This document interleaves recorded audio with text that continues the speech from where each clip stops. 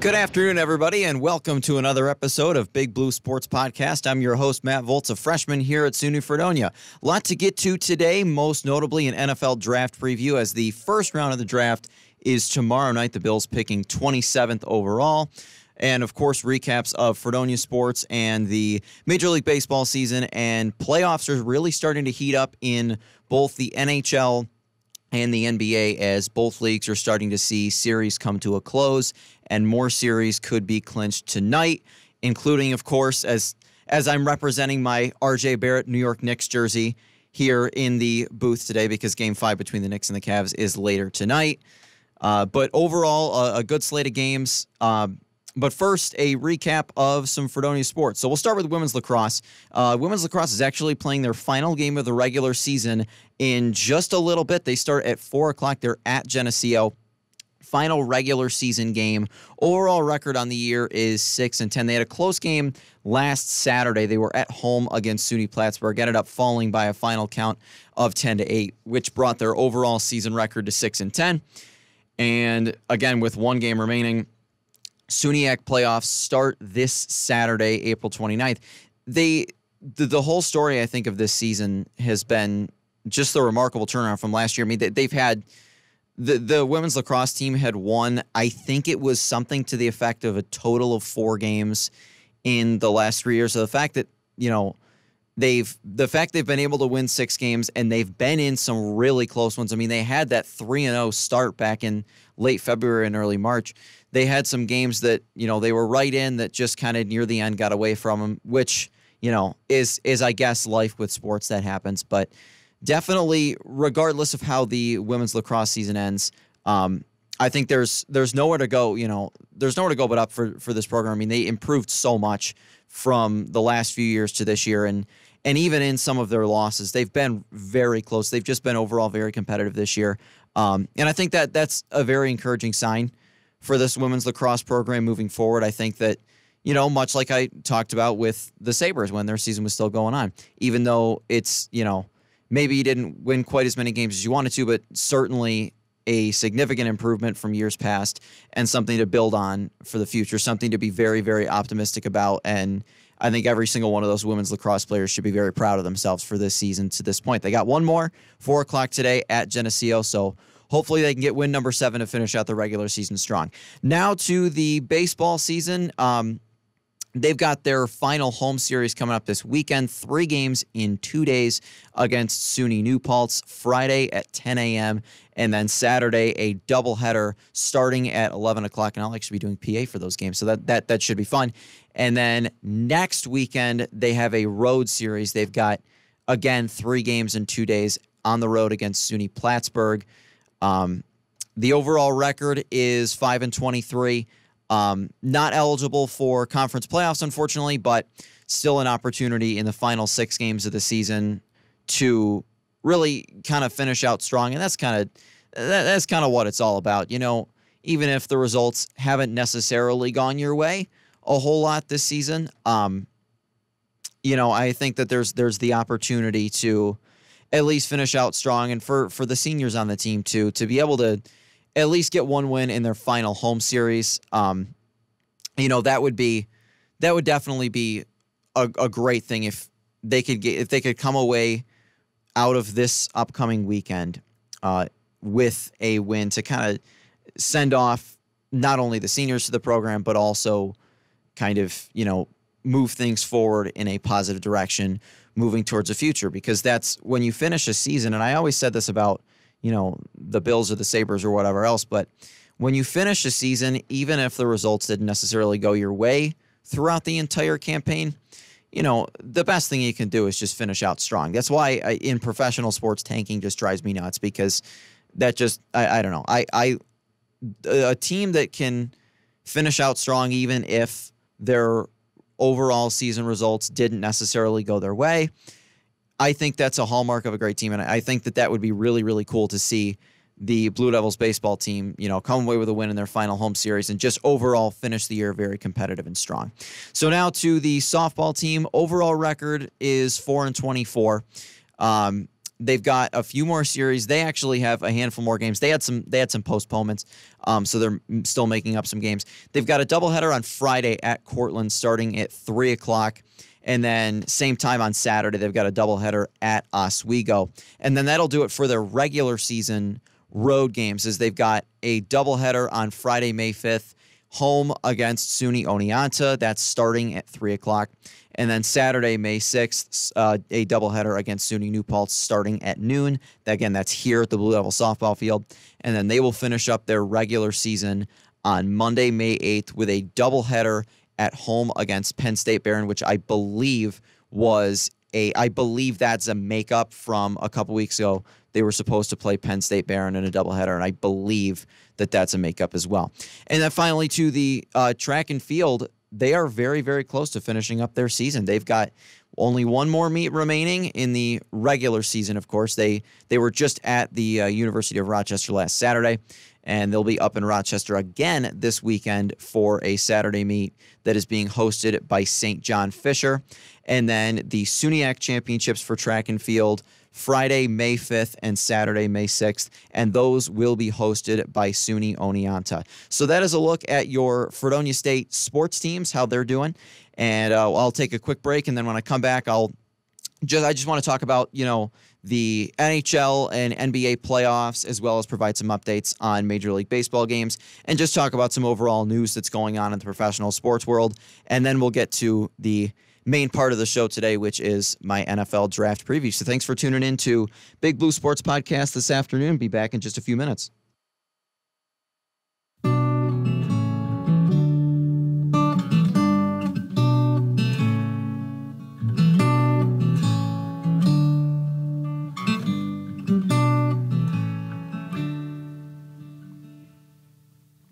One street down, they're wanting more.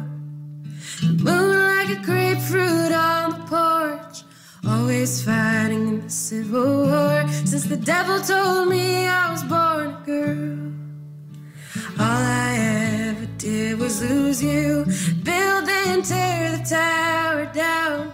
Oh, the days of my misspent youth, never could pull my milk tooth, never could pull my milk tooth.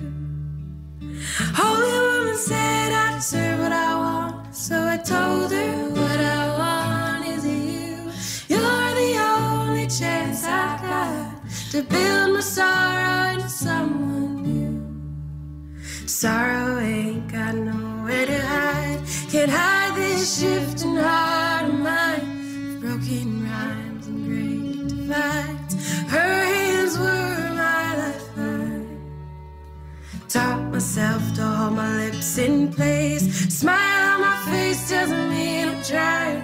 Hail that Mary full of grace. Can't keep gambling for better timing, can't keep gambling for better timing. Holy woman said I deserve what I want, so I told her what I want is you. You're the only chance I've got to build my sorrow into someone new. Mama said she'd never say my name, that God would turn his back again. So I learned to live with no refrain when I was only 17. Words have weighed in my mouth for days, take them out one by one, while you stand and look amazed. You never realized what you had done, you never realized what you had done. Holy woman said I deserve what I want, so I told her what I want is you. You're the only chance I got, build my sorrow into someone new. Holy woman said I deserve what I want, so I told her what I want is you. You're the only chance I've got to build my sorrow to someone new. Holy woman said I deserve what I want.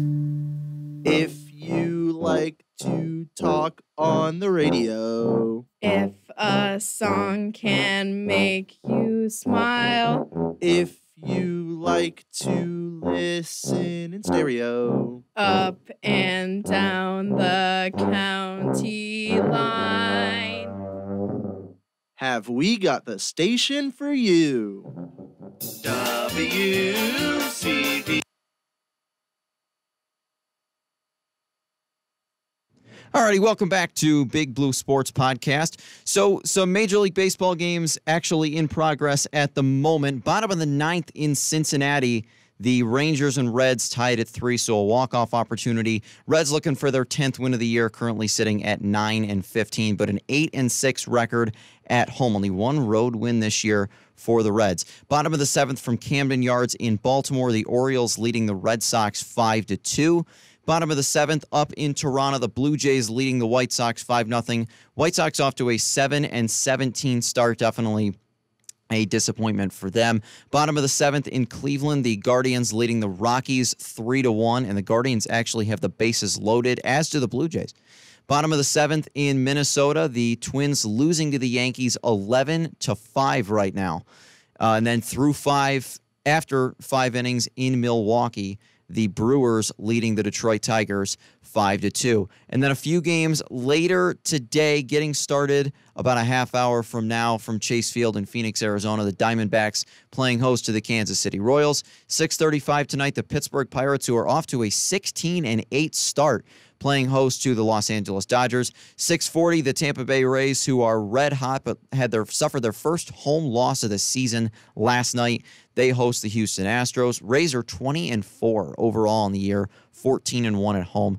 Also at 6:40, the Philadelphia Phillies playing host to the Seattle Mariners. That's a matchup of two teams that haven't quite gotten off to the start that they had hoped, but there's certainly a lot of baseball left to be played and a chance for them to turn it around. 7:10 tonight, a National League East battle in Queens as the Mets host the Washington Nationals. 7:20, the Atlanta Braves play host to the Miami Marlins. 7:40 tonight, the Chicago Cubs hosting the San Diego Padres. 9:38 in Anaheim, the Los Angeles Angels hosting the Oakland A's.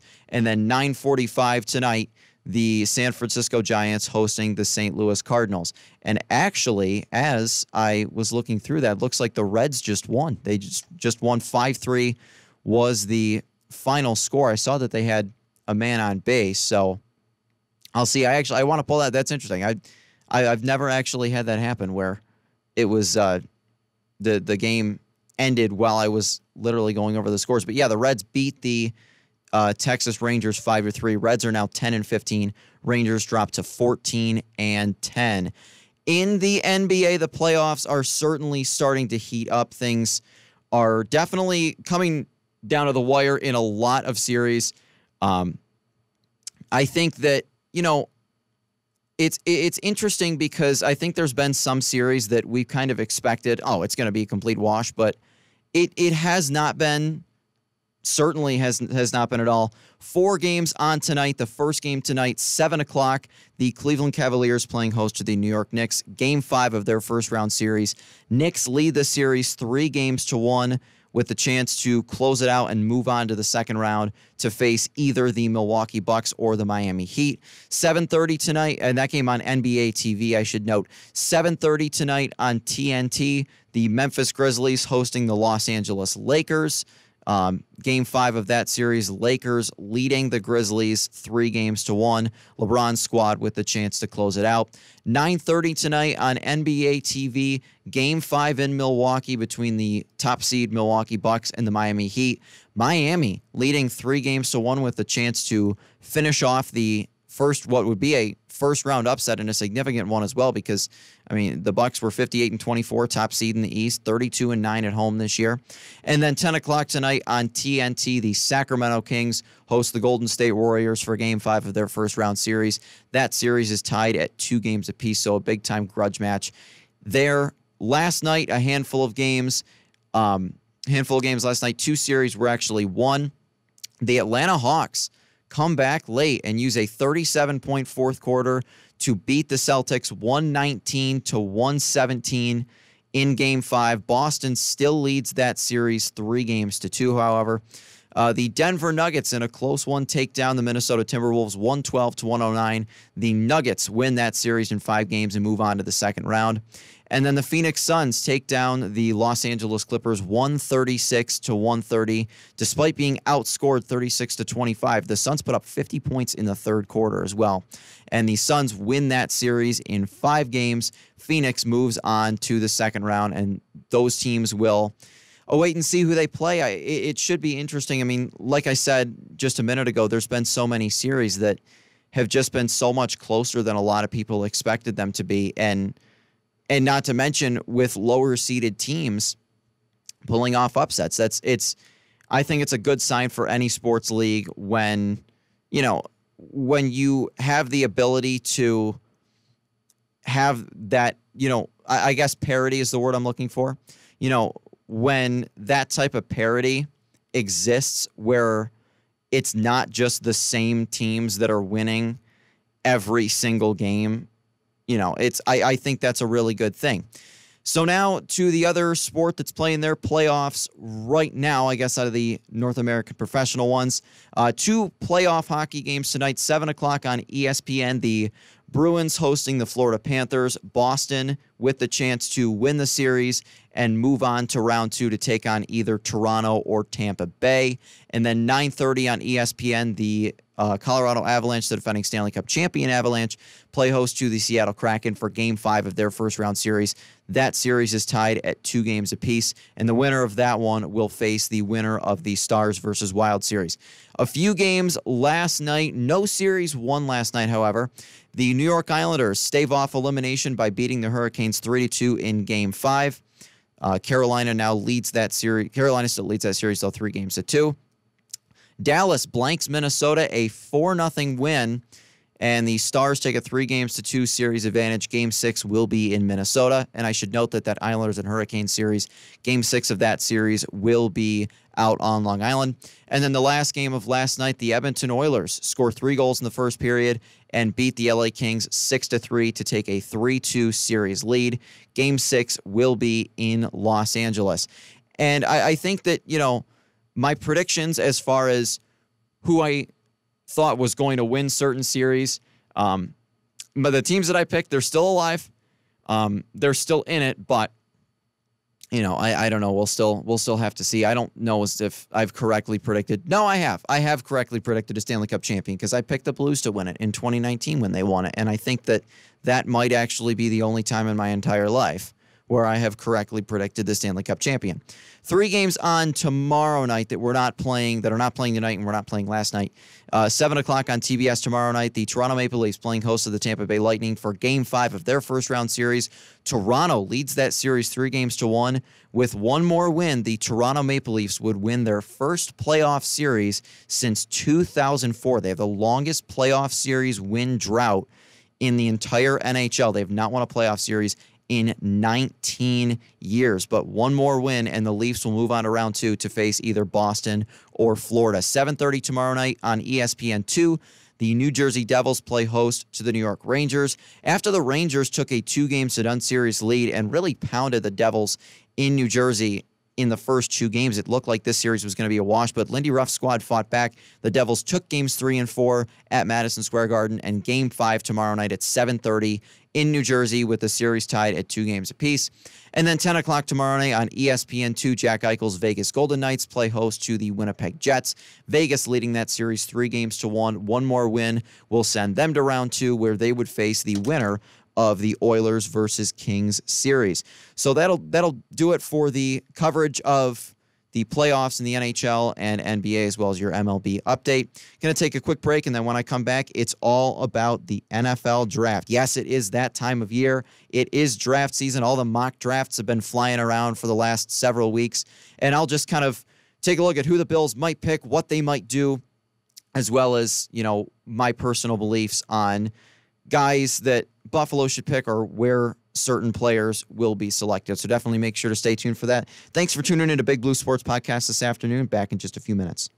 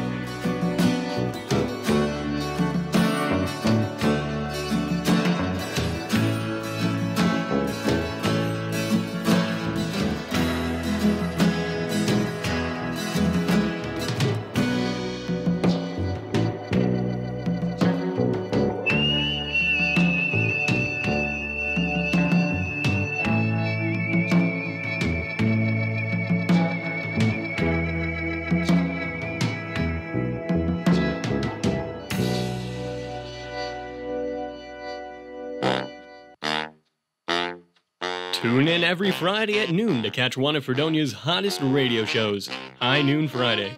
Catch the community voices on local news. Keep updated on the latest sports games, the weather, world affairs and international news, and other entertaining segments like trivia and just the facts. High Noon Friday, every Friday at noon, on 88.9 WCVF and 89.5 WDVL. Welcome back to Big Blue Sports Podcast. So, in thinking about the draft, I thought that instead of just coming on here with a regular draft preview, I thought I'd have a little fun with it. Before I get to that, of course, I want to talk about oh my goodness, holy cow, words. Before I get into that, I wanted to talk about our This Day in Western New York sports history, and it's kind of a cool one. I saw this one this morning. I didn't realize that the anniversary of it was today, but 5 years ago today, the Buffalo Bills drafted Josh Allen with the 7th overall pick, and of course, they selected Tremaine Edmonds at 16 in that draft as well. And my personal feelings, I'm going to be 100% honest. When the Bills first drafted Josh Allen 5 years ago, I was not a huge fan of the pick. This is going to be somewhat embarrassing, but I wanted the Bills to take Josh Rosen. For years, I had sat through the Bills wasting first-round picks, and I actually have the list of every Bills first-round pick in front of me, and for a while, it wasn't bad, but, the Bills first-round picks from, 2000 to 2017 are horrendous. So many of them are just absolutely beyond horrendous. And it just kind of makes me want to cry. But I had seen so many guys drafted with high draft picks that did not pan out. And I was very worried. Listen, I thought that Josh Allen might be a fine player, but again, this was 5 years ago. I was 13, 14, whatever. And I definitely did not have a whole lot of faith in Josh Allen, and the Bills, general manager, Brandon Beane was also that was Brandon Beane's first draft as the general manager of the Bills. And so I didn't really know if I could trust him yet. I didn't really know how to feel about taking Allen, and I was not happy, and the reason why was because I looked at Josh Allen, and I had heard what all of the professional, experts, whoever, on TV, I'd heard what all of them had to say about him. I'd heard that they were always saying, Josh Allen is, he's got a really strong arm, but he can't hit the broadside of a barn. He's extremely inaccurate, and, he doesn't play well against big-name teams, whatever. And, I saw that, and I was like, I personally saw Josh Allen, honestly, as a pretty significant risk. I was worried about taking him because I had seen the Bills, make some drafting errors, I'll put it that way, before. I mean, we'd seen them take guys that didn't pan out in the past, especially quarterbacks. And for a franchise that, they had just made the playoffs for the first time in 17 years, which was the first time in my life. They hadn't had a franchise quarterback since Jim Kelly retired 22 years before that, whatever. And so there was a lot of reason to be nervous. And I remember the game that specifically sold me on Josh Rosen was when he played at he played college at UCLA.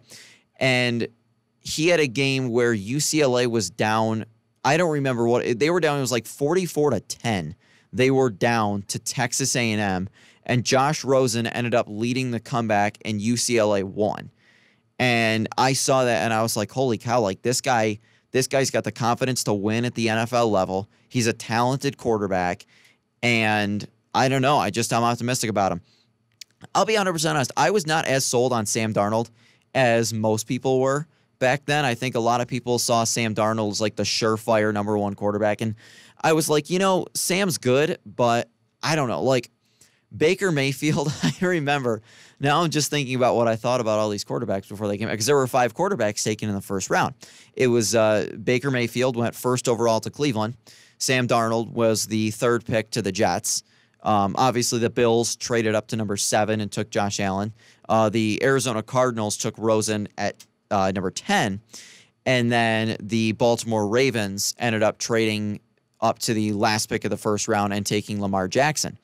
Now, my feelings on a lot of those quarterbacks, Baker, I saw Baker as somebody who, if he got the right coaching, he could end up being really, really good. Like Hall of Fame type player. I'm thinking if Baker ends up in a really good situation, he could end up being like a very elite player. And then the Browns took him first overall. And I'm going to be completely honest, visions of Johnny Manziel were flying through my head at that point. When they took Baker Mayfield, I remember thinking, oh dear, it's going to turn out exactly the same way that drafting Johnny Football did 4 years ago. But my feeling on Baker Mayfield is this, honestly. I feel like if Baker had had good coaching, I feel like if Baker had had some work on, his mechanics and stuff like that, and if he didn't try to play injured in 2021, I think he would still be with the Browns, and I think he would be a Pro Bowl level quarterback because, he was very good in 2020. He was very, very successful. Took the Browns to the divisional round of the playoffs. They were not far off from beating Kansas City in their divisional round game. So, there was optimism for Baker, of course, and I think that kind of fell off when he tried to play through a shoulder injury, and his footwork just was not the best. But yeah, I when the Browns took Baker Mayfield, I was honestly nervous. I was like, ooh, that might not work out too well, but it worked out better than I expected it would. I mean, they ended up, of course, Baker is now. Where is Baker? That I actually, now that I'm thinking about that, because I remember obviously he was with the Rams, but he's with somebody. He just got to somebody. Tampa, that's what it was. Yes, that's what it was. I knew that it was somebody that had just picked him up because I thought he looked pretty good with near the end of the season with the Rams. I mean, I don't know. I thought he was doing pretty well. So better than he was doing in Carolina. So I remember, and finally Lamar Jackson from that draft. Lamar was an insanely good college quarterback, but I didn't know how that would translate to the NFL level because a lot of times you see these mobile quarterbacks that are really good in college kind of aren't that great in the NFL. And you can probably know who I'm thinking of. Like the main one that comes to me, honestly, is Pat White from West Virginia. But another one like, Dennis Dixon from Oregon, although part of that is not entirely fair because Dennis Dixon did get injured when he was at Oregon. Even Vince Young from Texas, back years ago, that Vince Young was definitely, he was a very mobile quarterback. He could also throw very well. And the knock on Lamar coming out of college was that his passing was not very strong. The guy could run like the wind, but he wasn't a very strong passer. And, when the Ravens took him, I thought it was a great move. I'm like, you know what? Heck, why not? Like, they got Joe Flacco, but Flacco's getting older. I'm like, honestly, at that point, I was like, well, if it doesn't work out, no harm, no foul. He's still going to be a good gadget player. If it does work out, that's a steal. I'm like, all right, why not? And then ultimately, of course, it has worked out unbelievably for the Ravens, but we don't know where he'll play next year because that's something interesting that I've also been thinking about is where will Lamar Jackson play next year? Because my personal belief on it, and again, I have no insider knowledge on literally anything. Like anything that I say has to be taken with a grain of salt. I'm an 18-year-old college kid. I'm just providing my insights and my opinions on these sports matters. I'm not Adam Schefter or Ian Rappaport. I don't have every single general manager on speed dial or whatever. But based on what I've seen and based on what I've heard, I don't think Lamar Jackson is going to play another game as a Baltimore Raven. I personally think that if Lamar is not traded, I could see him sitting out and saying, no, I'm not playing for you because you haven't surrounded me with talent or whatever. I think that has been, it's gotten better as the Ravens have tried to kind of seek out more talent, like they got Odell Beckham Jr. And I think that if they make a commitment to Lamar, that they are going to surround him with talent, namely receiver talent, I think that Lamar could be swayed into playing for them again. But I don't know. Right now, I don't think it looks necessarily great for the Ravens. Just my opinion. But, I don't know. I personally think that a very interesting fit for him, and I had thought about this, an interesting fit I think would be the Atlanta Falcons. I mean, you've got you've got Kyle Pitts and Drake London, two great young pass catchers. It's a young, developing team in a very weak division.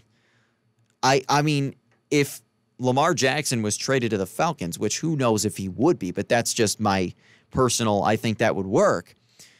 That I almost feel like if he was, he goes to Atlanta, there's no way that Atlanta doesn't win the division. Again, this is all just my opinion, but I don't know. I think that in the NFC South, which is a very weak division, especially now that Tom Brady's gone, I think that any little bit, and especially adding a guy like that, would just help to put that Atlanta team over the top. I don't think with where they are now, I don't think Atlanta wins that division. As far as who does, I don't know. If Baker plays well, then Tampa would be my guess. But, I don't know. I think that they also lost some, last year was not a very good year for them, and it's going to be very different without Tom Brady. But that was sorted out. Everything with Lamar was sorted out. What has not been sorted out yet, what has been sorted out is the Aaron Rodgers saga. NFL fans, we can take a deep breath because it's finally over. We don't have to hear about, this is what the Packers want for Aaron Rodgers. Aaron Rodgers wants to go to the Jets, but the Jets aren't giving the Packers what they want. Like, it got ridiculous, and it was like, please just trade him so we can be done talking about it. And they finally did. The Jets gave up a lot. They gave up a lot to get Rodgers, who is 39 years old. It is somewhat similar to back in 2008 when the Packers traded Brett Favre when Brett Favre went to the Jets. When Brett Favre went to the Jets, obviously. But, I think that Rodgers on that team makes the Jets pretty good. They're going to be a threat. Do I think that they're going to go and win the Super Bowl? In my opinion, no. I don't. I personally still think, and maybe I'm being a homer here, but I personally still think that the Bills will come out on top of the AFC East. I think the Jets with Rodgers, honestly, I think they will make the playoffs. I think that they will be a wild card team. But I don't know that they have the complete team to necessarily overtake Buffalo or finish ahead of Miami for that matter either. So on to the NFL draft, and I'm looking at this list of the Bills' first-round picks. Some of them are great, and some of them are brutal. I just wanted to specifically take a look at, you wonder why the playoff drought was as long as it was. And there's a reason for that. Let's look at the draft picks from 2000 through 2016. So, some of these guys that I'm seeing, I literally don't even know who they are. I'm just trying to think. And the Donahoe era specifically, which was Tom Donahoe when he was general manager of the Bills, he made a lot of decisions that did not really favor the Bills at all. Did not work out. One of the main things about him was the draft. And you look at some of his drafts. In 2002, the Bills held the 4th overall pick in the draft. They used that selection on offensive tackle Mike Williams from Texas. Now, Mike Williams, nicknamed Big Mike, he did not really pan out. He is kind of maligned in Bills franchise history. I don't think he lasted 4 years on the team, honestly. But I look at some of these other guys that got picked in that first round. The Vikings took Bryant McKinnie, 7th overall, and he was a very good blindside blocker. Jacksonville took John Henderson, who was awesome. One of my favorite defensive tackles to use on like those late 2000s Madden games. I always get him on Madden 08. He's really good. The Colts took Dwight Freeney, 11th overall. He's from Syracuse. I mean, shoot, that would have been cool. 14th overall, the Giants took Jeremy Shockey. Great tight end for a handful of years for them. The Ravens, 24th overall, Ed Reed. Yeah. Not saying the Bills, I mean, that's hindsight, but, that was certainly a choice. And then in 2003, they had originally actually traded their first round pick in 2003 to the Patriots for Drew Bledsoe. And then they ended up trading Peerless Price to Atlanta for the 23rd overall pick. And they used it on Willis McGahee, which was an interesting pick, even at the time, because, Willis McGahee was coming off a severe knee injury, and they already had Travis Henry as a very good running back. And this kind of started a pattern. They would take guys at positions they already had. I mean, like, they did that a handful of times. Like 2010, they used the 9th overall pick on C.J. Spiller when they already had Fred Jackson and Marshawn Lynch in the backfield. And it was just like, really? Like 2014, they traded up the 4th pick, and they took Sammy Watkins over Khalil Mack, which drove me nuts. But I don't know. They had some great ones, but, for every Josh Allen or Tre'Davious White, there's a J.P. Lossman or Aaron Maben. So, it was very hit or miss. Man, we had some rough years. I'm just looking at this, and if you're a Bills fan and you don't want to have your day ruined, I would suggest not looking at the list of first-round draft picks because it's so sad. It's like really, really sad. And then in 2004, they traded up. They traded their 2005 first-round pick to select J.P. Lossman. And so they didn't have a pick in 2005 when Aaron Rodgers was falling down the draft board. I've maintained that. I'm like, they could have had Aaron Rodgers, but instead they traded up to get J.P. Lossman.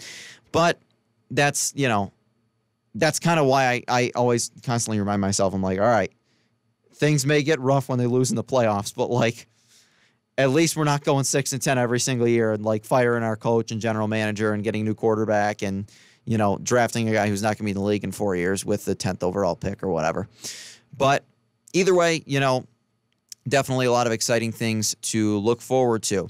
So I'm going to take a quick break, and then with the last little bit of the show, I want to take a look at the NFL draft as a whole and get into where I think some guys will go, what I'm seeing, and what I think the Bills will do with the 27th overall pick. So thanks for tuning in to Big Blue Sports Podcast this afternoon. Be back in just a few minutes.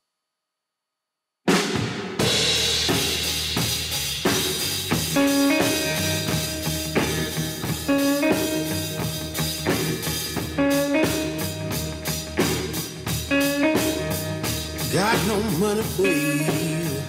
Can't do a thing for you. Got no money, babe. Can't do a thing for you. 'Cause I ain't been living right, but I sure had fun last night. I ain't got a dime left for you.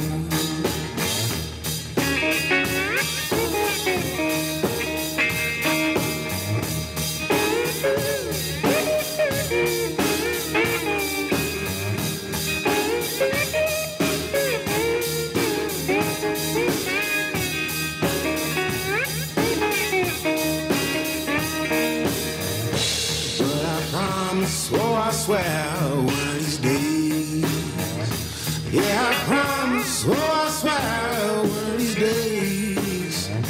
When my family turns to feast, I'm gonna take you out to eat. We're gonna spend every dime on you.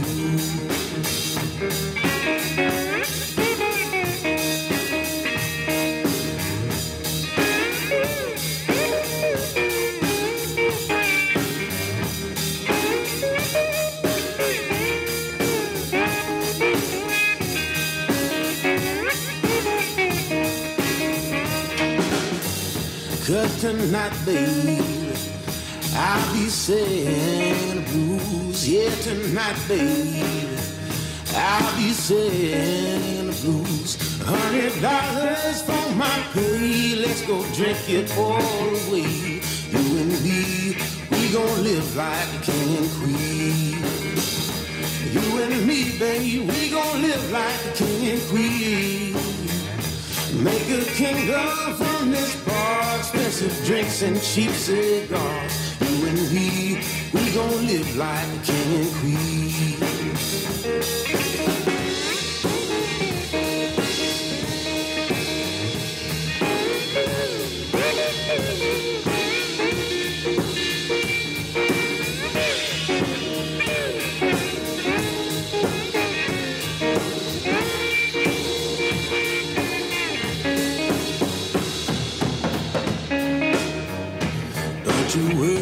Don't you worry now, dry your eyes.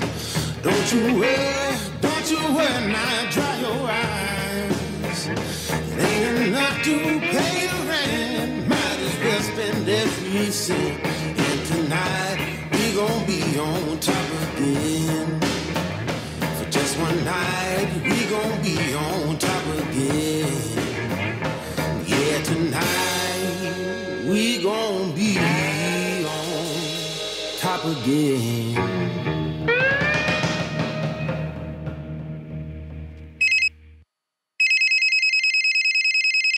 Your call has been forwarded to an automatic voice message system.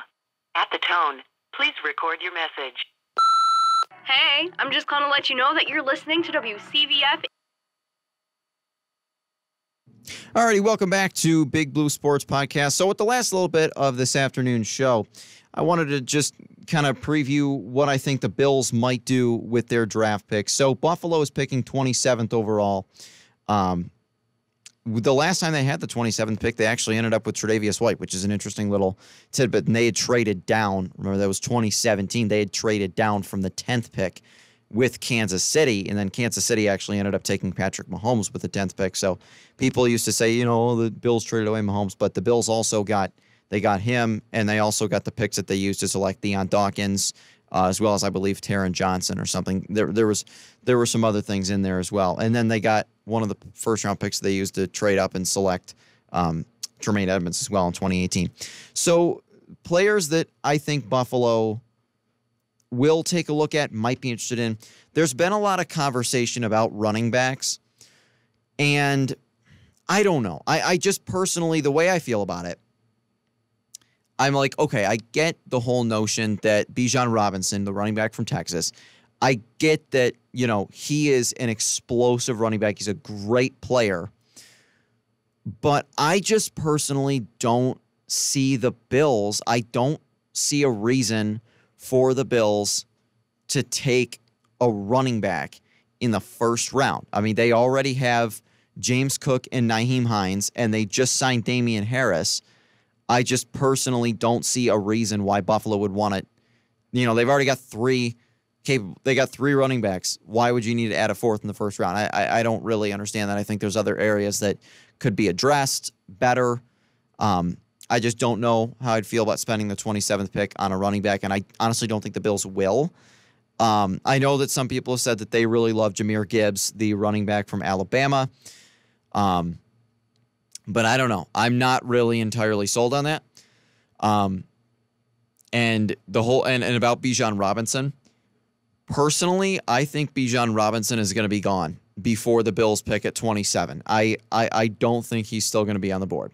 Now, another position group that has been highly popular, that has been very popular for, the Bills should go get this, is wide receiver. Now, the top receiver in the draft, in a lot of people's opinions and in mine as well, is Ohio State receiver Jackson Smith-Njigba.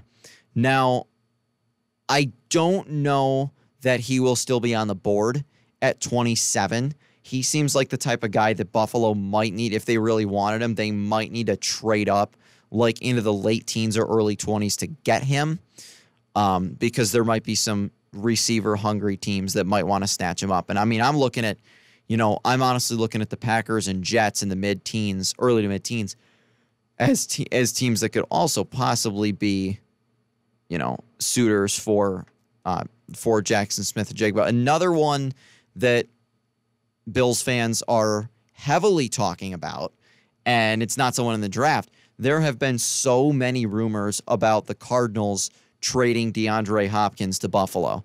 Now, how do I feel about that? Honestly, I think that if you can get it done for something, I've seen that some people think they might be able to get it done with like a mid-round pick, like a third-round pick or something like that.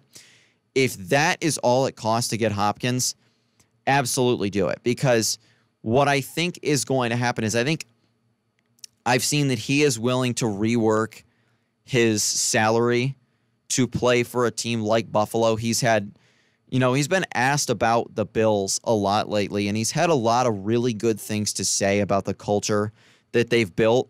And overall, and I think he's got a good relationship with Von Miller as well. Overall, I think that DeAndre Hopkins wants to, I think that he would be happy to play here, personally. I think I think it'd be an interesting matchup to have Hopkins come to Buffalo. I mean, then you've got Diggs and Hopkins on the outside. You've still got Gabe Davis, and then you've got Khalil Shakir in the slot, not to mention Dawson Knox at tight end, and using Deontay Hardy as a gadget. We also know Josh Allen can run. I just think it opens up a lot of possibilities for the Bills. And I'm not trying to replace Gabe Davis, but Gabe did not have the type of year that you necessarily want him to. And you look at it statistically, he didn't have a bad year, but the problem was it seemed like every game there would be one or two passes where Josh Allen would hit him right on the numbers. And it would be, and Davis would drop it. And it would be like third down too. Like there were so many times where it'd be like, it'd be third down and the Bills were driving and Josh would hit Gabe Davis right on the numbers and he'd drop it and they'd have to punt or whatever. So I just kind of, I think that that's something that might need to be addressed. And I think that if you can go out and get an experienced guy like DeAndre Hopkins and be able to make that work with your salary cap, I don't know how that's something that you could pass up on. I think that would have to be something that you would at least take a look at. Now, another possibility for the Bills is that they could trade down. I've heard it from a lot of articles that I've read have said that NFL executives are looking at this draft class as being a relatively weak one. They're kind of looking at the draft class, and whereas normally, because there's 32 picks, only 31 this year though, because the Dolphins lost their first round pick due to tampering. But every year GMs usually have between 22 and 26 players that they have first round grades on. This year, what I'm seeing, I saw on ESPN that there's one executive had said that instead of having 25 first round grades, they have 15 or 16. So it really is, it's kind of a, it's almost like the way I look at the NFL draft in the later rounds, and it might even be this way in the late first round too, is I look at it, I compare it to throwing darts blindfolded, whereas, you're basically, you're throwing blind and hopefully you hit a bullseye. If you don't, you don't. If you do, great. But I think that it's interesting. It's an interesting possibility that the Bills definitely could trade down. Now, one guy who they've been kind of, I think the Bills have been linked to him and a lot of people have been looking at, is Iowa linebacker Jack Campbell.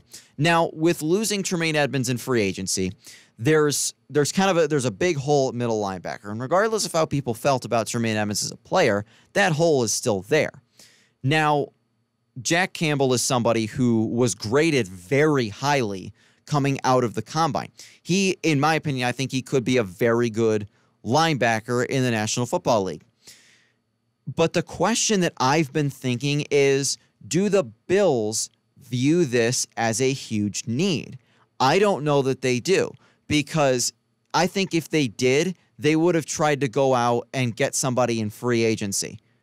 They didn't go after anybody. So here's my prediction. I think that defensively, we're going to see some sort of unique, creative look from Sean McDermott that basically features Milano as the lone linebacker and maybe has a whole bunch of safeties and defensive backs out there. Remember, the Bills signed Taylor Rapp in this offseason. The Bills signed Taylor Rapp. Taylor Rapp that's not a depth signing. That guy's a starter. They signed him to a team-friendly deal and also re-signed Jordan Poyer. So my prediction for how the Bills defense could look is I think it could be something very unique where you have your front four of pass rushers. Then you kind of put Milano as the middle linebacker who's kind of almost your spy, I guess. Then you have Trey White and Kyer Elam as your corners on the outsides. You put Micah Hyde and Jordan Poyer back as your two deep safeties. And then you have Taron Johnson playing his normal role of slot. And you almost have dueling slot corners. Taron Johnson is a very rangy defender. That's one of my favorite things about him is that Taron can get places quickly, and he's a great tackler. And I think Taylor Rapp, that's also a big thing about Taylor Rapp. So that's at least my prediction to kind of voice my beliefs on it is I think that we may see something where, hey, the Bills don't feel like they need to go after another linebacker necessarily because you think, traditionally in a traditional 4-3 defense, you have your front four and you've got your strong side linebacker, your weak side linebacker, and your middle linebacker. But the Bills the last few years haven't really been doing that. They've been going with a 4-2-5 defense, which is where, they have the front four on the defensive line. They had Milano and Edmonds stationed as the only linebackers, and then they had, their two corners, their two high safeties, and then they also had Taron Johnson as the slot corner. I think that we really could see something very unique where it's almost like a 4-1-6. They have, it's like they kind of put it off in pairs. And I don't know if this is something that the Bills will be looking at. Again, I don't have any insider knowledge of how the Bills are working things, but that's just when I thought for a second after they signed Taylor Rapp and they weren't really going after a middle linebacker, that's kind of what I thought. I'm like, wait a minute, maybe they're not necessarily trying to replace him. They're trying to create an overall team scheme that is based around Milano being the only linebacker. I think that'd be fascinating. And again, I could be way off base. I don't know. They could switch to a 3-4 defense tomorrow and draft two linebackers. I don't know. But, was just kind of my personal thought that maybe that's something they might do. And Jack Campbell is somebody who will, I think, go late first round, early second round. And so could the Bills potentially trade down into the early second round if that's somebody that they were interested in? Another guy that they've been heavily linked to is Josh Downs, the wide receiver from North Carolina. And Josh Downs, I have seen that he would be a slot receiver for the Bills. And I have mixed feelings about that because, I'm thinking for one, I'm like, okay, when Cole Beasley was here, think back to 2020, how effective Cole Beasley was for Josh Allen to have that in the slot. But I also look at last year and I say, okay, Khalil Shakir, who I will admit, Khalil Shakir is definitely a favorite of mine. Shakir made some great plays when he was targeted, and I think that's going to be a main thing for the Bills next year. I think that Buffalo's really going to have to utilize the weapons they have offensively next year. I think that there were way too many times where guys like Dawson Knox and Khalil Shakir did not get the looks that they should have. And later in the season, Nyheim Hines was not as involved in the offense as a lot of fans would have liked for him to have been. Instead, it seemed like there were way too many passes that were, forced to Gabe Davis or Isaiah McKenzie. So my hope is that with Ken Dorsey's development as a play caller, that sort of thing will change. That's kind of my hope and my optimism. Outside of the Bills, first overall, my guess is that it's probably going to be Bryce Young to the Carolina Panthers. Will Levis could go very high. So could Anthony Richardson or C.J. Stroud from Ohio State. So that'll do it for this NFL draft preview episode of Big Blue Sports Podcast. Again, the Bills picking 27th overall, and the first round of the draft starts tomorrow night at 8 p.m. on ESPN and NFL Network. Rounds 2 and 3 on Friday night, rounds 4 through 7 Saturday beginning at noon. So thanks for tuning in to Big Blue Sports Podcast this afternoon. All Things Considered, presented by NPR, is next. Thanks for tuning in, and we'll see you next week.